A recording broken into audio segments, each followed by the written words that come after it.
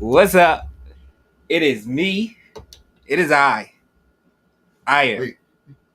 Okay. Are we? Are we? Okay. Yeah, Are we're we? live, but it was just We're like. live. We're having. We're All right, having. no, we live. Yeah? We live. Just I can Twitter, continue. not on. Hey, Keep going. welcome, folks. We are live. We are. Keep going. Keep going. Don't let me stop. As I was saying, I am the greatest there is, the greatest there was, and the greatest there ever will. Oh, y'all are early. Y'all shooting y'all shot. Oh, thank you. Y'all so good. Y'all so good. Calm down. Shut up. Shut up. Shut up. Let me finish. As I was saying, y'all are crazy today. Go ahead. As I was saying, I'm the greatest there is, the greatest there was, and the greatest there ever will be. I am greatness personified.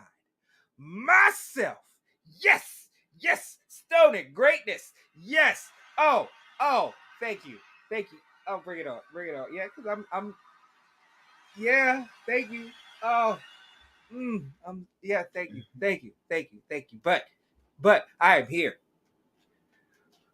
The man of the hour. The myth. Are they excited? Yeah, they should be. The legend. The activist. The author. The artist. Hold on. I'm about to poke the other one I just did. Yes, the artist. Talented artist. Yes. Talented artist. All right? Yes. The philanthropist.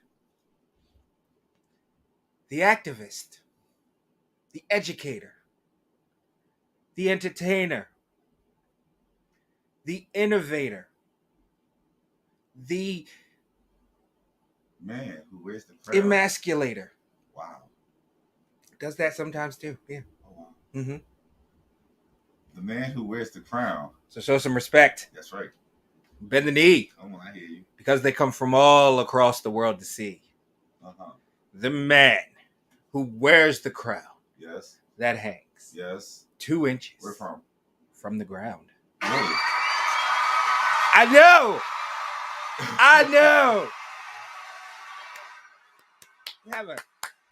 Have a head. Oh, they cheering Let's today. have a They head. ready today. I know. Oh, the energy is hype in here. Have a head for the preteen arm holding an apple. All right, yeah. Yeah. So Lord. he is your king. He's my king. He's King Kevyn. Oh yeah.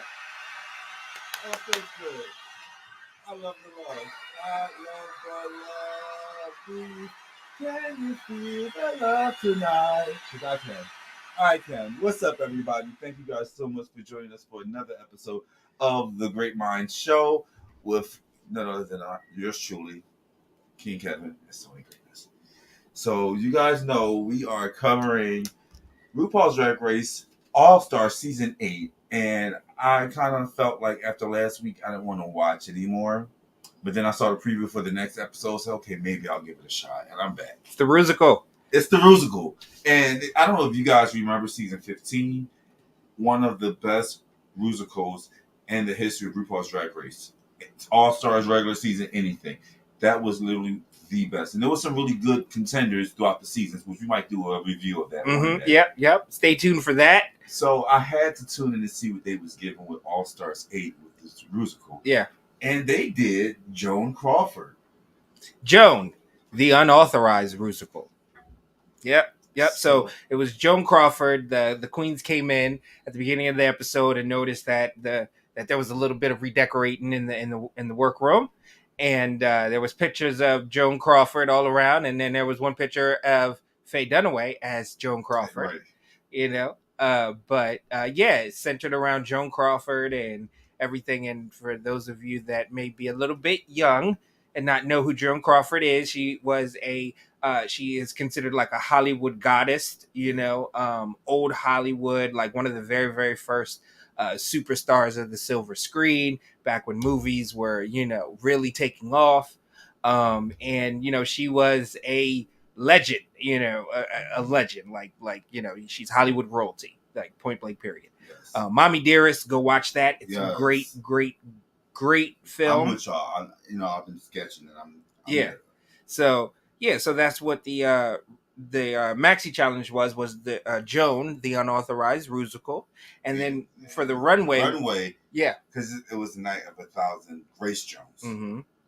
and they all had to emulate or duplicate one of Grace Jones's iconic looks. Right, bring a look to the runway inspired by Grace Jones, and we'll get into that when we get to the runway. Yeah, but let's talk about this Rusical. Yeah. So each of the queens were given a version of Joan from one portion or era of her life, from like her start to her old lady Joan Crawford. Yeah. She was what was it? She inspired a lot of Jones. Where did something about Baby Jane was the movie? Yeah. Something I don't know. Tell us in the comments what the movie is. Something about Baby Jane. But yeah, so basically spanning Joan Crawford's entire, presence, pretty much on the planet, because she lived her pretty much, from her early life all the way through to the end of her life in the public eye, pretty much. So, we had Kahana Montrese as Old Hollywood Joan, which, I thought was a very good number for Kahana. So we know that Kahana is a performer. She does this day in and day out on a Vegas strip. Mm-hmm. She's a Vegas girl. She knows how to performing is her life. Mm-hmm. She gets on stage for this musical, and it was very glamorous showgirl, but it was also very 1920s flipper girl. It was, but she did an amazing. Now I'm one of those ignorant people who've not really watched a lot of Joan Crawford's anything. Mm-hmm. Like, of course, there's iconic moments that we all are familiar with from, but Mommy Dearest, the movie, right?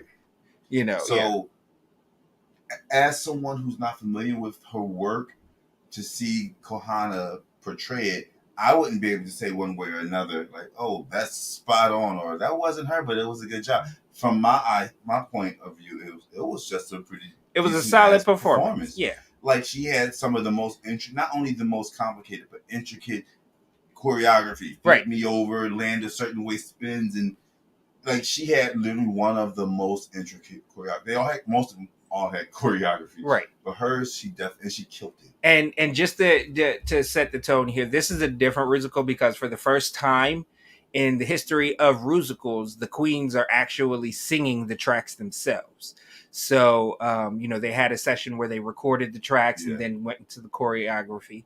And, I thought Kahana did a solid job, and I did see what the judges were saying. One of the critiques that she got was that of her, Rusical performance was that her movement, she was thinking about the movements a lot. And you could tell she was really trying to keep she was thinking about the performance instead of just being in the moment and doing the performance. Do you think that part of that is because she's in her head is an acting challenge and is singing and is dancing? Mm-hmm. She's been in the bottom 2 times already. Like, do you think I thought that I think that you can't deny that she is dealing with a lot of pressure in this particular episode. So I mean, keeping that in mind, I think that she handled it pretty well, though. Yeah, despite how much pressure is on her right now, mm-hmm. was superb. Yeah, very good. Yeah. Definitely. And then following Kahana. Yeah. Then we had James Mansfield, where James Mansfield played like Joan when she adopted her kids, and everything. With the first girl being Christina. If you saw Mommy Dearest, and everything. So it was a cute little number for James Mansfield. I thought that again, it was a strong performance. It was a solid number. There were some hiccups with the choreography, obviously, but James Mansfield isn't a choreography queen. I honestly like James is not one of my favorites. This episode, no. Mm-mm. Overall, she's like not one of my favorites. Like she's not the worst of the bunch, but she's just not one of my favorites. Yeah. So when James does good, it's like, okay, James did good. When James doesn't do as well, it's like, okay, well, James just didn't do as well, because my attention never really goes to her. She's one of those safe girls that's easily forgettable, in my opinion. But in this performance, I actually enjoyed. I was entertained by it. Like, I don't know if it's because she had extras, like she actually had the girl playing Christine, and they had a choreo piece together. Not superb, but it was good. Right. Yeah, it was a solid performance. Not tops, but as you guys will see throughout the course of, and as you guys saw on the episode, for those of you that watched the episode, everybody was solid. So you are nitpicking when it comes to the performance in the Rusical, because really everybody did a great job. We didn't get through everybody, so I'm gonna say that for later. I thought everybody did a solid job. I'll say solid. I won't say great. So after overall, the Rusical was great, though. Yeah. So after James, we had what? Candy? Yes, we had Candy Muse. Now, yes, we talk about Candy every week. How much we want her to give us more, or just step off the stage. She is one of, and now, just bear with me. She's one of the most liked, in my opinion, for me. Not like disliked. Ooh, mincing my words. She was one of the most disliked. She's the least in my opinion. She's the least likely to give me the illusion of a woman. Right. She is. I can barely understand what she's saying, and that's coming from me. She just doesn't do it for me. But in this episode, when they were picking their parts, Candy Muse and Jessica Wilde wanted the same part, and we know how those usually turn out. Both of them, respectively, did good with their parts. But Candy did something for me this episode that I don't want to say it was unexpected, but it was unexpected. Yeah, no. I was not expecting her to do as well as she did. She did exceptionally well. Candy did very well. Very, very well. No More Wire Hangers is definitely the banger of the Rusical. Yeah. Literally, that's the one that sticks with you. Yeah. No wire hangers. No. And there was also a call and response to when I say wire, you say hanger, wire, hangers, wire, hangers, wire, hangers, hangers. Like, she gave such an amazing choreographed performance. Again, they did their own vocals. She was the only one that actually sang, although it was Cookie Monster with a mouthful of cookies singing. Yeah. It was still Dominican Cookie Monster, still had a lisp on everything. But it was still No More Wire Hangers. It was in key, on beat, and it was actually fun to try to figure out what the hell she was saying, but you enjoyed it. Yeah. Yeah. And then after Candy Muse, we had, in my opinion, the second best performance of the another Rusical. Strong one. I wouldn't say it's not my second best, but she's definitely killed. It was. Yeah, it was Jessica Wilde came in with the axe or ass, ass. Bring me the ass. I loved it because I say the same thing. Bring me the ass. But yeah, no, that was she played the angry Joan Rivers, where she chops the rose bushes down, because she just got fired from her MGM contract, and she's 40 at that point in time in her life, and it was like the rager number of the Rusical. It was very good. I like when I watch any musical or any performance when they do more than just stand there and lip sync. Like the props, like I was thinking about like the illusions that they create outside of just the illusion of a woman. Like in Jessica's performance, there were like these rose bushes. When she got the accent, she was like chopping at the bushes, and the dancers behind them were like throwing up rose petals, like giving me the extra element. I think that's one of the things that people can say about Beyonce's concert. You're not just going to sit there on a dark stage and hear her stand in one spot and sing. She's going to give you so many different elements to a show. So whenever I look on Drag Race and I see the girls or the choreographers or the production, whoever put their pieces together, when they do that extra, it's so much more entertaining. I agree. Definitely that fourth dimension. Anytime you can make performances like, fourth dimensional, it always adds a special layer. And Jessica Wilde definitely went wild on this song. I thought that her vocals were solid, for the rock song. Yeah. her energy was all the way up, like throughout the whole thing. It was great. It was a solid performance. To me, it was my second best performance of the night. There's no way you can look at that performance and pick anything apart. Anything that I would pick apart with her performance is the girls in the background, because they had these stupid ass little choreo things that they did with their hands and their arms and stuff, and all they were doing is like I could have done without that. I think in some extent that took away from the girl, whoever the girl. Yeah, like the background movements. I think that if they were off stage, it would have been a little bit more effective, because during Kahanas they were doing the whole in the back the whole time. And then we had and then after Jessica Wilde, we had who I think was Lala. Oh yes, Lala motherfucking Reed. Yes. So Lala is another one from week to week to week. It's like, why is she here?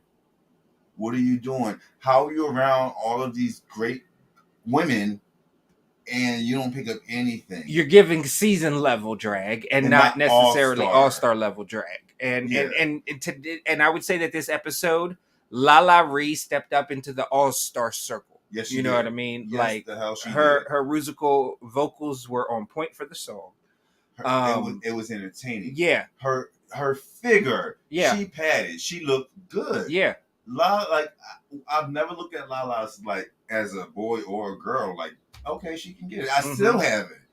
But I'll sit down and have a conversation with her now. Yeah, in the musical she looked good. In the musical she looked good. She looked good. I like the wig on her and everything. The whole, when I forgot what movie it was. It was where she played a waitress. I forgot what movie it is that Joan Crawford did that. Let us know in the comments if you know what it is. Hold on. So Rex Trex said, hey, he said evening, and he also said Candy did James dirty.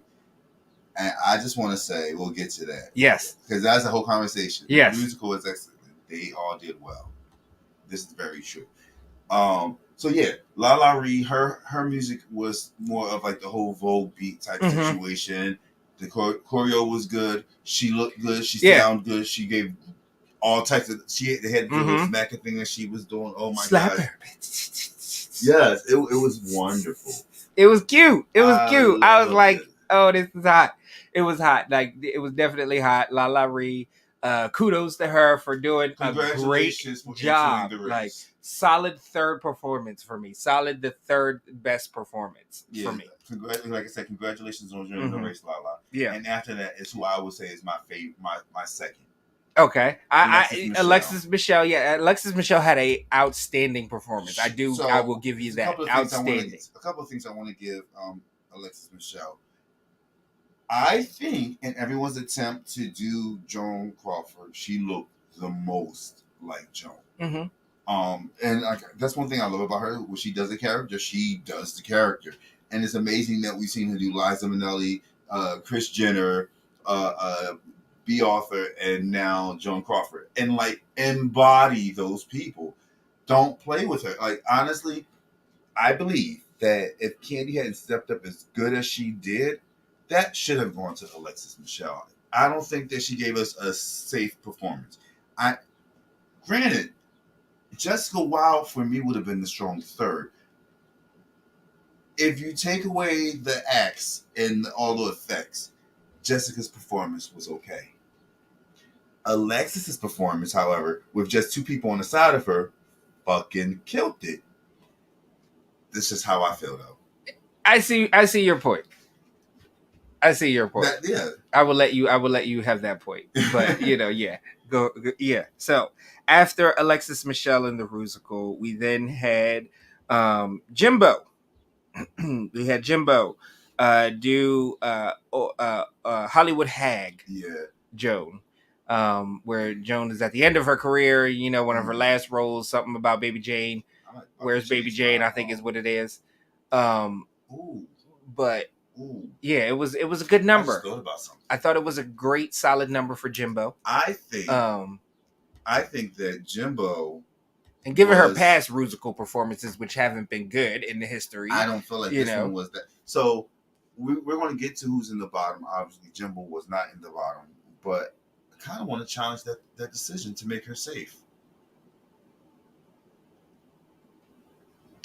In terms of performances, I was very whelmed. Nothing about her performance made me in awe. That to me was not an all. And we know Jimbo can pull out an all-star performance. That was not an all-star performance from Jimbo. And I know it probably sucks because I want to give La Ree more credit over Jimbo, but La Ree, you can see she put in the effort and you see the improvement. When it comes to Jimbo right now, it's like, okay, that's a safe performance, but like, we got to get to the I will give you that Jimbo did a safe performance. I thought it was a solid performance. I thought it was a safe, but compared to Jimbo's performances in Rusical's past, right? It's an improvement. It's an all-star level performance, to be honest with you. Because she had backup dancers in a wheelchair? No, I'm just saying, like if you look at her Rusical performance on UK versus the World, it was nowhere near the level of precision in the choreography and everything else like that. Something it wasn't. We know about Jimbo is she can't move. Mm-hmm. So I will give her that with a grain of salt. But when you're during the critiques, Michelle Visage said that you're picking A's from A+ performances, like they're all really good. Mm-hmm. When they're all really good, you got to do something like last week, which that's Game of Love. She went above and beyond. She did the Shirley Temple Black thing to the max, doing the crazy kookiness, the voice, the tap dancing, the curl, like everything. She did it to the max. I think in this one, it was not. She gave space for all the other girls to shine. And Candy shined. I think La Ree shined. I think Alexis shined. Definitely Jessica shined. Kahana, she shined, but they don't want to give her credit because she actually did really good.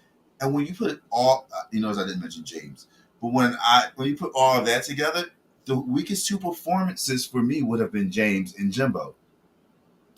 Be honest. I think that the thing that made Jimbo's performance way more believable than Kahana's is because you saw those moments of detachment for Kahana. You never ever lost the performance aspect with Jimbo. You know what I mean? And so Kahana still was better. Yeah, it was more entertaining. Yeah. Like, you saw those disconnect moments, and that kind of takes away from the performance and takes away from the enjoyment of the performance. Whereas Jimbo, you bought into it. Right. You know what I mean? Like, it wasn't overwhelming. It wasn't, you know what I mean? It was just, meh. I'll give you that. But when it comes to just the overall quality of the performance, to me, Jimbo's performance quality was better than Kahana's. As much as I loved Kahana's number, the quality of the number was better. All right, and I'm gonna give Rex this as well. This is true. Jimbo's Joan was more recognizable as well. Mm-hmm. With Kahana's, it did just give you any glamour showgirl. Mm-hmm. From a time period versus like really giving me Joan Crawford. Right. So, okay. Right. So I'll give y'all that. That was the Rusical, Joan the unauthorized Rusical. And then we move on to the runway where it was Night of 1,000 Grace Jones. And so let's talk about James Mansfield runway, which was the Fox look. It was not good. I wonder. So there's sometimes when girls do a look and it's like it was just underdone, or it just like they just missed it, but you can tell what they were going for, and it was together. It just wasn't the look they were going for. James Mansfield's look looked incomplete. Dare I say, tacky. It wasn't just the fact that the fit was off. Right. The way the foxes were attached. And I don't want to take anything away from because James had said that in her hood. Yeah. Like I guess that was a design choice. It looked like it was a design choice. It didn't. But there was Then there were two holes because there was one in the bottom where you could see her ponytail, but there was one in the back of her head. It just looked like a hole. I didn't pay that much attention because the whole look was trash to me. But like when it comes to like, I would give James credit because James has said that before Drag Race, like James had knew that she was going to be on Drag Race for a while and got fitted and stuff like that and everything, and then lost some weight over time between actual shooting of Drag Race and the fittings of the thing, but couldn't go back and make alterations and stuff like that. So, Okay. Kudos to you for losing weight, but I feel like as a drag queen, you should have some sort of, sense and, and know how to make certain alterations on the fly for yourself. I think that's the next thing. If you're in an alliance and you're in and working with all these girls, like, I understand things are pre-made, and I also understand if someone's a designer's making something, get them to just take it in for you, or do it. Like, I'm thinking about this as I'm saying, but like, if it's not fitting, you can't wear it. Like, Right. That's a part of the competition, the way you look. So if your looks aren't going to fit properly, then just like count yourself out if that's going to be the reason why every week. So yeah. Let's do the let's see who we had next. We had James Minfield, then we had Lala Ree, who we were expecting a lot, because Grace Jones right up Lala Ree's alley. And Lala Ree even gave a moment of how she looks up to how Grace Jones creates space for people of color and to be that avant-garde type of role model. Right. So it's like you kind of hyped it up to say this person really inspires you. So, and I thought her look was a solid nod. Her look was a solid nod. You could tell the inspiration behind it. I just would have preferred a bigger bow. Headpiece, I would have preferred a more flowy kimono look instead of the short, crop kimono look. Yeah. Really? Well, first off, she also had the face piece that she used to cover her face. And then the bow was everything. Yeah, I would have liked it a little bit bigger. Honestly. Because when you think of Grace Jones, you do think of over the top, you know what I mean, fashion. I get it, but for Lala Ree, give me that. It was. I'm not. With me if you want. It was great. It was a great runway, but for me, yeah. Disagree with me if you like, but for me, Lala gave me a solid 10 this episode. I would have given it a 9. I would have given it a 9. It left me wanting just a little bit more. Like, I'm not saying that, it just was like, it was just missing the parsley and the green onions on top. I almost 100% agree with you. She left me wanting more. Not in a bad way. Not like she didn't serve what she was giving. It was so good. I wanted you to give me something more. See, I feel like that, but see, that's a detriment. That's a detriment to me. Like, I think that's what a 10 is you are a 10. You are doing what needs to be done. You have served me a full course meal. Like, I am full. There are no crumbs. Like, that's a 10. You know what I mean? Like, with her, I left a little corner. You know what I mean? Of the sandwich because it was a little hard. A little dry. No, I'm satisfied.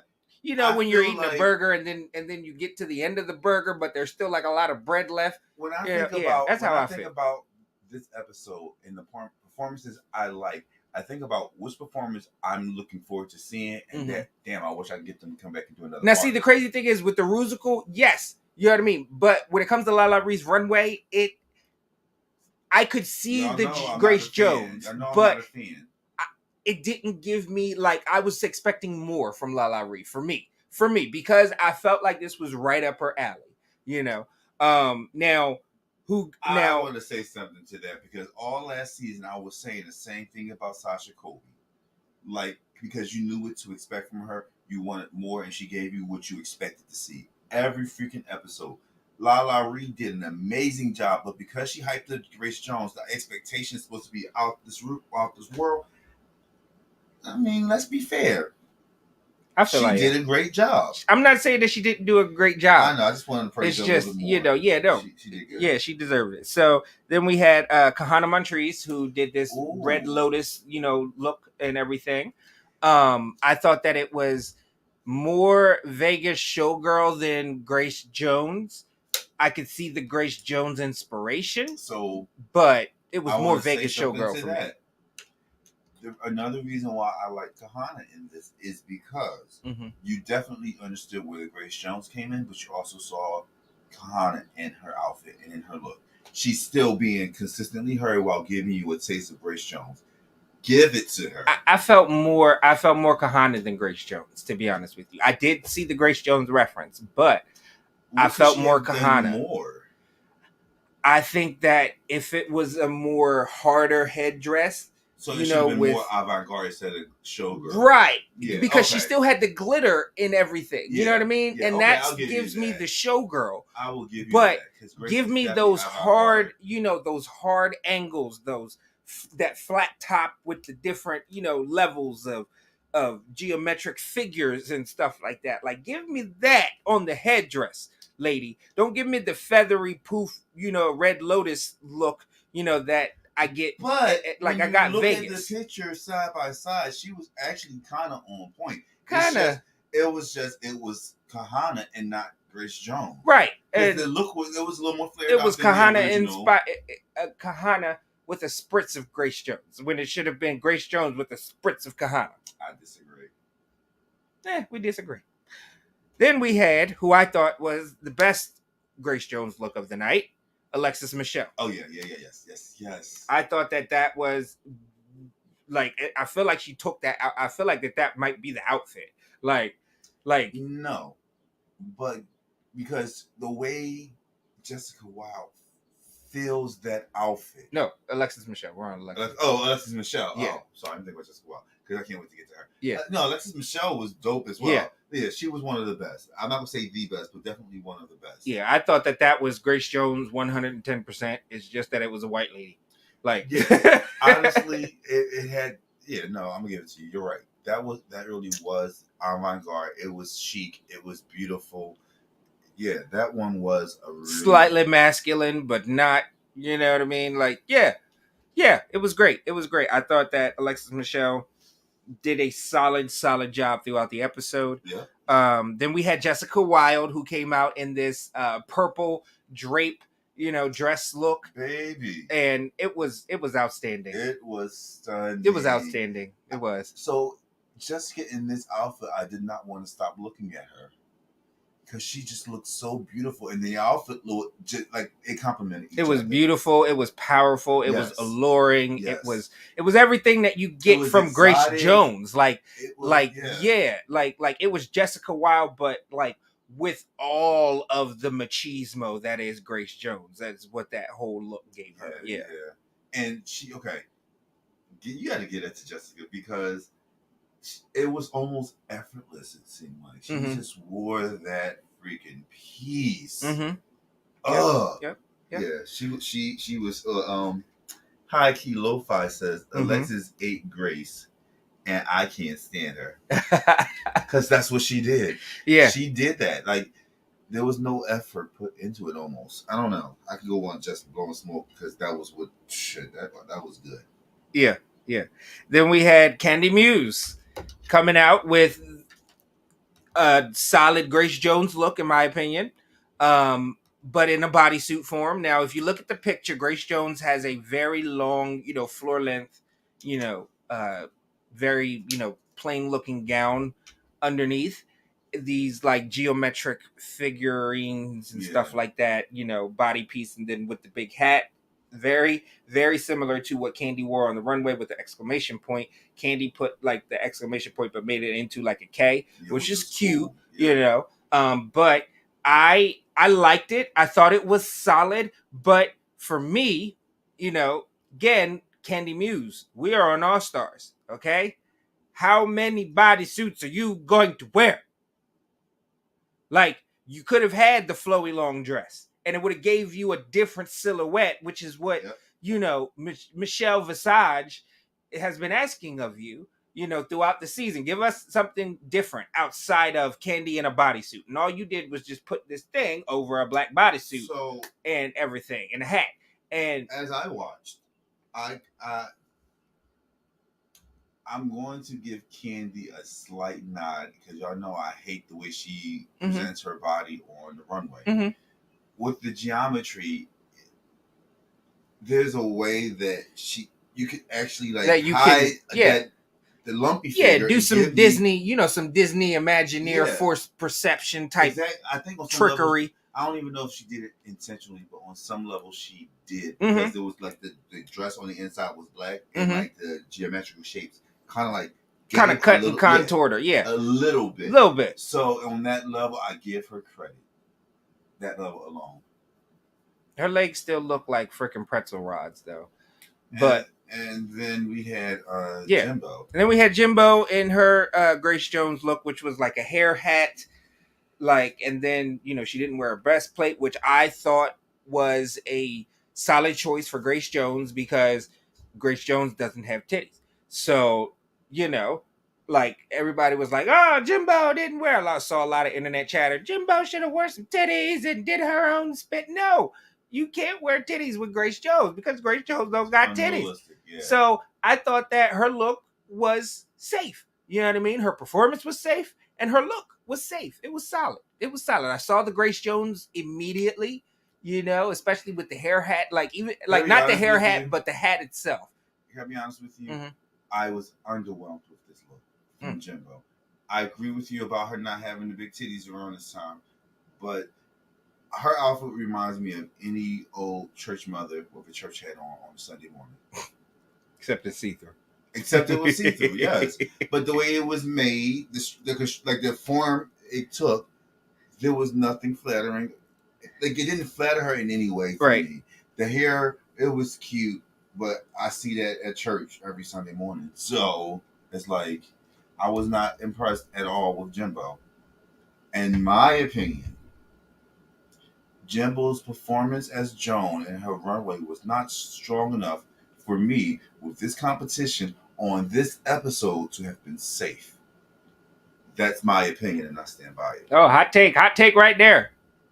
All right, so which says a lot to something else we're gonna bring up a little later.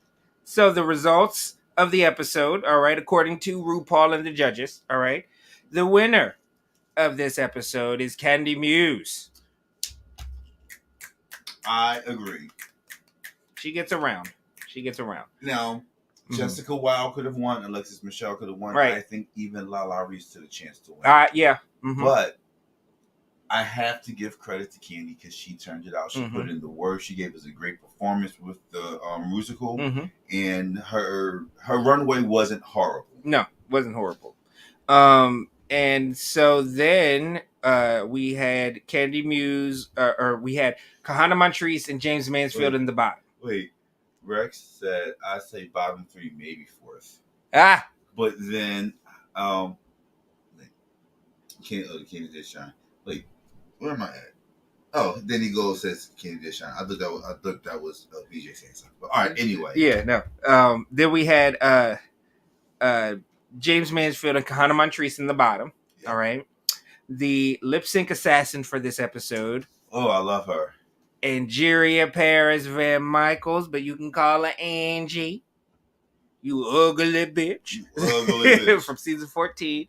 And Candy Muse ended up winning, and they lip synced to "I'm Not Perfect, But I'm Perfect for You" by Grace Jones. Yes. And Candy Muse ended up winning the lip sync. Now, can we talk about that lip sync while we're on the topic? Mm-hmm. Yeah.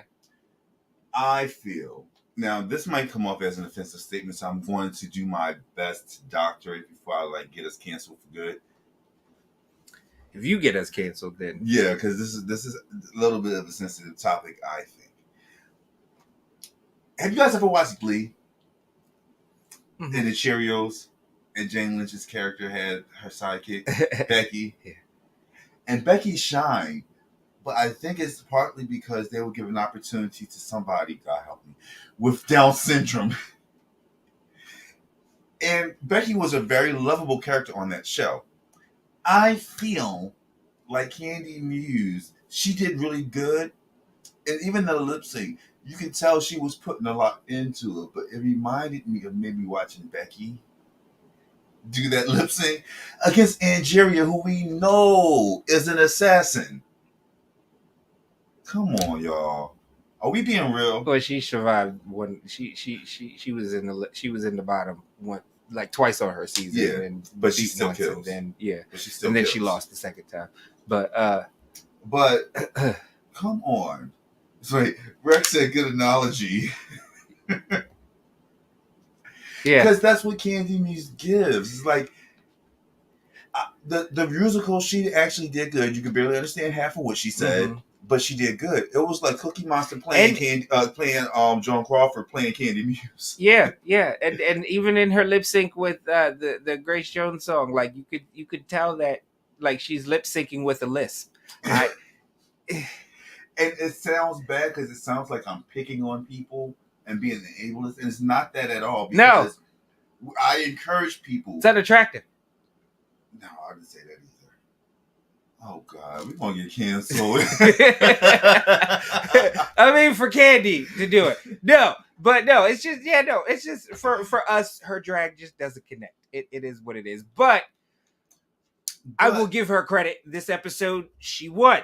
She won in the challenge. She won in the runway. Yeah, apparently. This was a good episode for Candy. And wait, Rex said he got the visual when I said Cookie Monster playing Joan Crawford playing Candy Muse. You know how stock quality.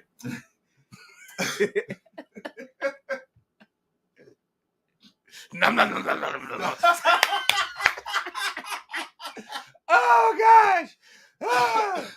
Oh God. Thank you for that. No, but she also won. You think that's how she sound when she down there? I hope not. Candy Muse when she be. God. I know that's what she sounds like. How could she not? Yes. Oh, I'm getting hot and sweaty in here. Oh. D is for dick. Oh God. Ooh. Woo! That we gotta do a skit. That for the skit show, Candy Muse. Oh God, that's what I catch my breath. Yeah, and we're gonna do it, and she's gonna be Cookie Monster. Oh, that is so. Oh funny. my gosh, we gotta get a puppet. That is fun too. You got what? We gotta get a puppet. Oh, we have to get a Candy Muse puppet. Oh my god. Oh, that would be too funny. Mm-hmm. All right. Let's get back on track. Yeah. I was getting to the fact that she actually also won the money that Jimbo keeps saving up for people. Yeah. Oh my god. Oh, I'm having such a good time today. Oh, Jimbo, the supporter drag queen fund that she does on All Stars with her winless lip sync. No good. Like I tell you what, and that was a moment at the beginning of the episode too, where Jimbo was very emotional because oh my gosh, and I am crying. Right. And like she was very emotional about not winning lip syncs and that she's a performer and like she chokes and everything. And I felt bad because I know how it is when you do, like there have been times me playing football growing up where I knew and I practiced great. It's just that for some reason that game, it just didn't work. It didn't work. Practice great all week and everything else like that. It just didn't work. It'd be like that sometimes.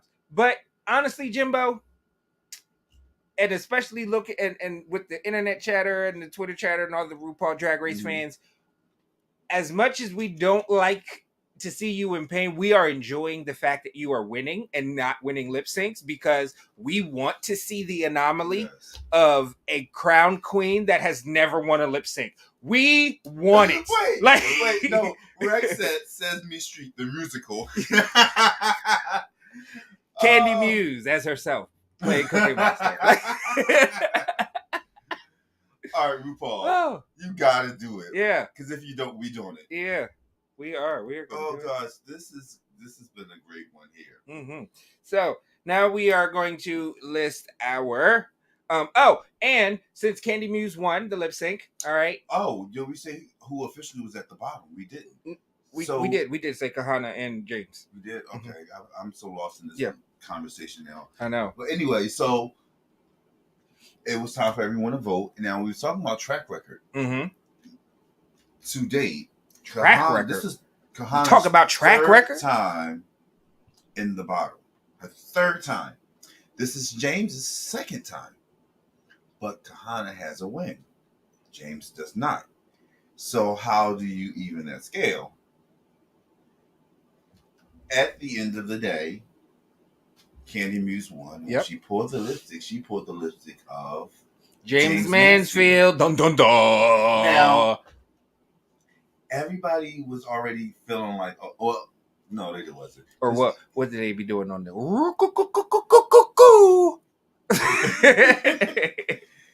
So the fun thing is because we all knew well, we thought we knew, like with a bad track record, like your days are numbered. Mm-hmm. But this episode was interesting because Candy pulled James's lipstick, Mm-hmm. and James was shocked, and RuPaul was shocked. RuPaul had the. Oh, I didn't know this was the game we were playing. Which makes me want to get into another conversation real quick. If you've been watching Roscoe's, Mm-hmm. the girls get on there and they vent. And in those episodes, it's like been this recurring theme. It's a about running theme. Production basically picking who they want to win instead of like just going off of how well the competition is going. And wanting to establish a narrative for each queen and everything. And it's been very prevalent, especially host Naysha Lopez has been very much vocal about the fact that James should have been gone the first episode. If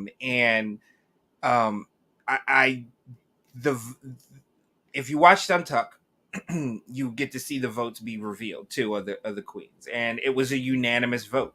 The only person that voted Kahana was James. Everyone else voted James out. So even if Candy had lost, she was still going home. Yeah, James was going to go home. And it kind of validates what Naysha Lopez was saying. And that theme that's been reoccurring in the Roscoe's viewing parties, where it's like, oh, the queens don't like, James Mansfield. They want James gone. They've been wanted James gone. So it was an opportunity to, take James out. So this is going to be interesting, and they took because I strongly believe that RuPaul / production, they have their picks of who they believe should go home. And that's how Ru picked, because there's no way in the world Kahana should have been in the bottom of that episode. They're like, so there were moments where she didn't connect, but her performance was still pretty damn good. I don't think that she should have been in the bottom, in my opinion. No. And I think the production thought, okay, well, Kahana's going to go home. And the girls flipped it. So now it's like this little, the girls versus production was what it looks like, because they are trying to play their own game. And I think that's fair. Yeah. I definitely, and there's been a lot of talk and a lot of chatter in the RuPaul fan world, in the RuPaul Drag Race fan world, about, production having their thumb on the scale of the competition over the years. Like with Candy being brought back. Yeah. That was obvious. There was no reason for Candy to come back. Yeah, there was no reason for Candy to have been saved. She lost lip sync by Go Home. I'm not just because I'm not ready for you to go, because she wasn't presenting anything to warrant you staying. Honestly. No. Denali was clearly better than her that episode. Denali was clearly better than her the next episode. Denali clearly beat Candy Muse in the following week's lip sync. All right, because both Denali and Candy Muse were in the bottom the very next week. All right. RuPaul sent Denali home for no reason, because she won that lip sync, and Candy Muse should have went home.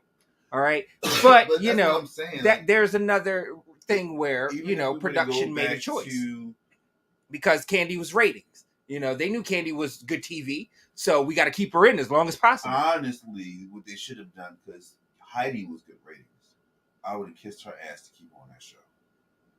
Heidi was killing it. She should have won the challenge, at least 2. But there was one that I feel like she didn't win, and the person that won deserved it. But Heidi has come to slay this season. Yeah. And I feel like y'all should have figured out how to fix that problem that she had, so that way. I definitely feel like that the production does have certain darlings. You know what I mean? Because again, if you look at Candy Muse's season, right? She finished. Technically, she was the runner-up.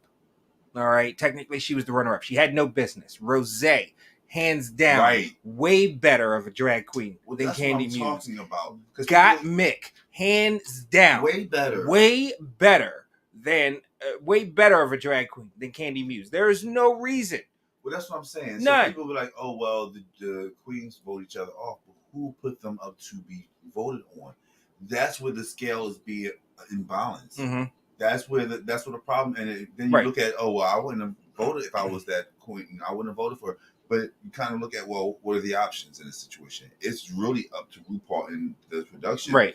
to play chess and checkers with people. I think that they should definitely shy away from the production and really make sure that it really is a competition at the end of the day. We understand that it's scripted in ways like the challenges and everything else like that. You know how, but let the competition play out. You know how in the workroom, Mm-hmm. I'm more than sure, like the conversations that we hear them go into, sometimes they're authentic. Sometimes I think they're prompted. They're manufactured, yeah. Yeah, it's like, hey, talk about that time when. Well, ask her what's wrong, like they did with this episode, as far as like with the last episode.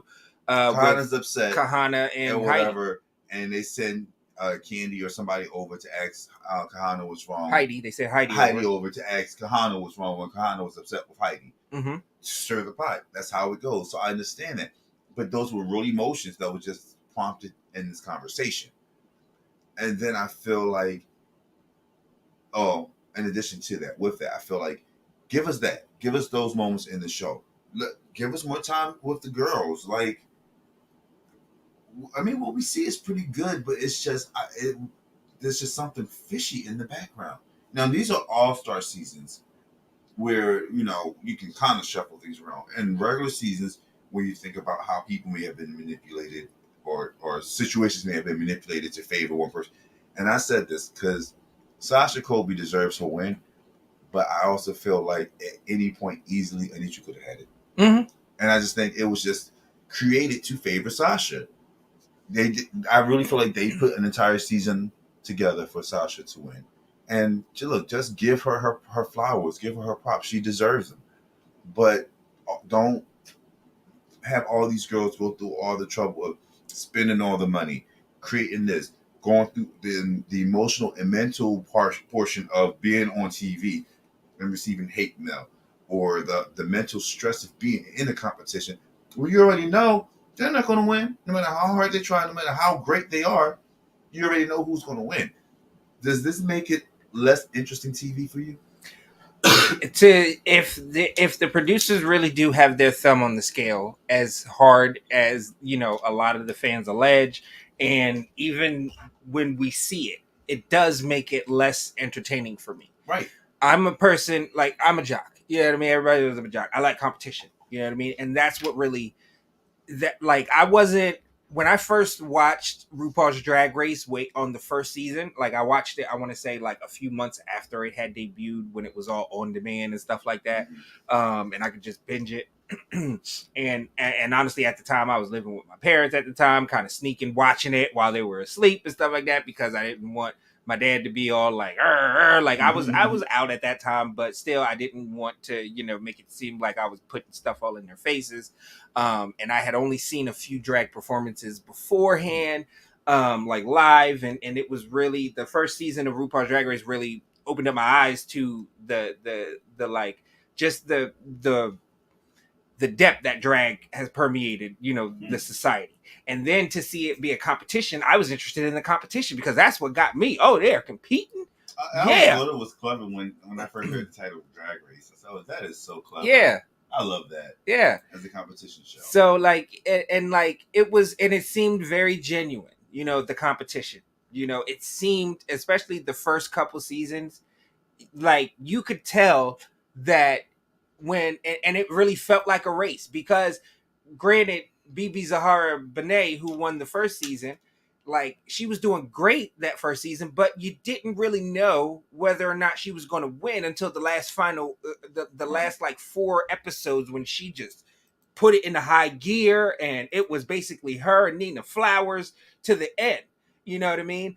And then that second season, like you thought Tyra Sanchez was pretty, you know what I mean? But you didn't, like, she at the beginning, you weren't sure if she was going to win, and then all of a sudden she turned that corner and it was boom, because you had juggernauts like Raven and Jujubee and Manila Luzon, like season that Pandora Box came in on. Yeah. Like you had juggernauts in that season, and Tyra Sanchez being the little youngling when it came to those seasoned drag queens. She turned the corner and beat them. She legitimately beat them. You know what I mean? Like, same deal with Jinx Monsoon. Yeah. I didn't think Jinx was going. I like Jinx when I first saw her this season, but I didn't think she was going to win. Right. I didn't think she was going to win. Like, you had Velasca talks there. Like, So what do you think it is then? Like, I also feel like there's a lot of stuff that production tries to do to preserve the integrity of the competition. Mm-hmm. So I understand there being stringent rules on certain things you can and can't do. How they, excuse me, I don't know why I keep getting all choked up. Should we take that into consideration with it? It's like, I don't know. It's like a two-edged sword, because part of it is like you kind of have to control the narrative, but the other part is you genuinely want the competition to evolve naturally, opposed to it being pushed right towards a certain. Because I honestly believe that if Jimbo ever lands in the bottom, she's going home. Oh yeah, definitely. She's too big of a competition. So RuPaul is not going to let that happen. So what I think that I think that the producers need to go and speak with, and they're at Paramount. Okay, I'm pretty sure at CBS, Viacom offices, wherever. I'm pretty sure if they go either down or up, probably up a couple floors. All right, because RuPaul's Drag Race production team, y'all got pull over at CBS, Viacom, Paramount, but when it comes to reality production and how it's done, I think y'all need to go upstairs, because I'm pretty sure that they're upstairs to the Big Brother production team office. All right, to learn how to establish narratives in a competition without directly interfering in the competition. Right. Okay, because the Big Brother producers and the production team behind Big Brother and Survivor and The Amazing Race all have that down pat. Like, we keep talking about like the evolution of drag and like what happens when Ru retires, or whatever. Mm-hmm. I think that would be the perfect opportunity to expand the show to something more of not necessarily Big Brother, because I think it still needs to be unique to Drag Race, but to give more attention and emphasis on the queens than like RuPaul herself. Yeah, there was the idea like maybe the queen should be in a house, you know what I mean, and the inside of the house should be televised, and their interactions outside of the competition to see how it. I was watching an old episode of Roscoe's where Monet Exchange and Alyssa Edwards were the guests, and they were talking about stuff that they were doing on the road, and when the camera's off, it's like, shit, that's the stuff that I want to see. Yeah. Give me that behind the scenes stuff. Let me see them touring. That's an interesting show. Like, we all keep tuning into I want to see them sneak out and go to the bathhouse. Like, right. We talk about like Bad Boys. No, give me the drag queen. Yeah. Now that's a ratchet show I'd watch, because it would be ratchet as hell. Drag queen uncut. Well, they already got untucked, but like, Yeah. We could call it the meaty untucked or something like that. I don't know. Drag Race on the road or something. Yeah. On the road. Drag Race? Well, no, I can't do Drag Race Raw. Drag Race Kid Months. I was like, Drag Race Raw, but no. That's the OnlyFans special. Anyway, so these are our thoughts. So let's give our tops and the bottoms. Yes. And let's move on. So we have let's do our bottom two. Okay. I'm gonna let you do it, because I'm so jumbled up with the way this whole thing is going. I gotta reassess who I want to be. So we have James Mansfield was eliminated. But our bottom two queens, our bottom racers right now, who aren't running the best race as of right now and taking it overall. And all these queens did solid this week. Everybody gained ground, you know what I mean, on the leader, you know what I mean? But they're still, you know what I mean? Some person lost ground. Yeah. So our bottom two queens, our bottom queen is LaLa Ri, unfortunately. And again, give her flowers. She had the third best performance of the week. So kudos, LaLa Ri, but you are still dead last in our race. Then you got Kahana Montrese. That's the person who lost some. All right, some ground. Yeah, she is now in our bottom two. Then we have honorable mentions, which is Alexis Michelle and Candy Muse. The winner of this week is not in our top two. No, right? Because we're down to only 6, so we can only give you top 2. Which means that you can't just win a competition. You got to have. We're going overall race. We say track record, but overall race. If you're running a consistent race, so Candy, kudos, because you moved up. You ain't there yet. Right. So our second best racer Jessica Wilde. Yes, firmly believe that she is running the second best race of all the queens. Let us know in the comments if you disagree. And then our best racer is Jimbo. Jimbo. Yeah, she's still in. She had a off week this week in our opinion. I think that, but she's the only queen with 3 wins. I don't think any other. And an off week is a safe week for her. Great job, Jimbo. Oh yeah. Well, again, just talking about our last conversation, I doubt very seriously that RuPaul's going to put Jimbo in the bottom for the girls to vote. I doubt it. If it happens, I'm shocked. She put Shangela down there. Right. And that was supposed to be Shangela's season. Like, Trixie Mattel was not supposed to win that season. And Kennedy Davenport was not supposed to be runner-up on that season either. Right. So, with that being said, like, I don't think Jimbo's going to ever be in the bottom because I think I've seen a clear path from the beginning that they're setting. I even said it. They're setting the season up for Jimbo. So yeah, we did say at the beginning of the season it could be the Jimbo and Friends show, or Jimbo and Heidi show. It should have been the Jimbo and Heidi show. But now that Heidi has taken her exit, hey, it's a Jimbo show to lose. Honestly, actually, I think it makes it a very clear path for Jessica Wilde. We are not seeing the season 15 redone. There's not like a clear winner. Like Sasha Colby, I don't care how great Anitra is and how much I want her to win.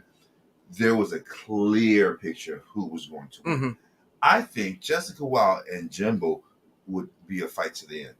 Jessica Wilde has what it takes to knock Jimbo off and to win this. I definitely think so. Yeah. Of all the queens, I think that Jessica Wilde stands the best chance to beat Jimbo if it came down to it. So now we have another queen joining the fame games of the eliminated queens. So keep in mind that we have Monica Beverly Hills, whose Grace Jones looked absolutely terrible on Untucked. If you're watching Untucked. Then we had Naysha Lopez. I thought Naysha's was cute. I like Naysha's. It was cute. Yes. Gold, but Grace Jones did it in white with a different kind of headdress. Yeah. But Naysha did her own little spin on it in gold. Looks have been good. Yeah. They've been good. Yeah. Then we had Mrs. Kasha Davis. Yes, Mrs. Kasha Davis showing skin again. I particularly liked Kasha's look. Yeah, it was very Grace Jones. It was extremely Grace Jones. I could have done with about it is the fact that you say that it was like in your face. Here's my ass. Here's those my whole pancakes. Backside. Nobody wants to see that. Nobody wants to see flapjacks. Up yours. You're going to see it today. No, for that reason, I love Mrs. Kasha Davis' look. Not flapjacks. And then we had Darian Lake. You clapping them flapjacks? I'm not clapping. Oh, all right. But I'm just saying, her artistry and her bold in your face appealed to me. Thank you, Mrs. Kasha Davis. And then we had Darian Lake. Yes, I thought Darian Lake's look was very Grace Jones. It had the like color going, the hard lines, the geometric patterns. Like it was neoprene, and that means it gave a very stiff look, which is very Grace Jones. However, it reminded me of those inflatable tube people at the car dealerships, the way it would crease and fold over as she moved, and I do not, for the life of me, understand Darian Lake's walk on the runway. She always looks like her feet hurt. They probably do. So the outfit didn't fall the way I feel like it should have, or she may have intended it to fall. Kudos for effort, but it was not my favorite look. And again, we know Heidi left, so she's not competing in the fame. Right. So, yeah. So that is it. That is our recap of RuPaul's Drag Race All Stars season 8, episode 6, and let us know in the comments who your top 2 are. Let us know who your bottom 2 queens are. Let us know who you're voting for in the fame games so far. Who's winning the fame games? Is it James Mansfield winning by default because she was on the show the longest? Is it Naysha Lopez? Is Darian Lake, or is Mrs. Kasha Davis and the Flapjacks? Did those flapjacks tickle your fancy? Let us know in the comments down below. All right. And while you are commenting, why don't you go right on up ahead, go up there and open up a new tab, right? And go to KevynM.com to purchase you a copy. All right. And it could be signed if you ask. If you ask. All right. You could get you a copy of this wonderful, wonderful work of American literature. Speak. Life of Lord. Lust. Memoirs of the Porn Star. Yes. Give me a second. When I tell you that this book is an American treasure, okay? I look, hey, trust me. The topics in this book and the stories in this book really resonate I really appreciate with that. people. Like resonate with people of all ages, of all walks of life, gay, straight, trans. You can get a lesson here out of this book. Yes, this book would be banned in Florida, but it would definitely be banned in Florida. But you can own it today by going to KevynM.com. Where's it at? It's over here. It's over just by you. Oh, down here. Down here. Yeah. All right. Make sure you go down there. All right. Buy yourself a copy. All right. Support Black authors. We need more Black authors out Definitely. there. All right. That's something I definitely encourage. Yeah. Go ahead. Tell them about it. So I think that we should definitely pay more attention to Black authors. And I think even with this type of book, because the book could be very racy from time to time in different areas, but it is real. I received a message from somebody the other day. I didn't tell you this. A social media friend, we never met, but we share the same birthday. And for my birthday, or our birthday, he brought a copy of the book. And he was telling me how many ways that our lives intertwine, or the intersectionalities of our lives, whereas he was dealing with things with his family and mom and father figure and a whole bunch of different things. And it's like, you never know what a person's going to connect with your story. So I encourage people, just like I did, to write your stories.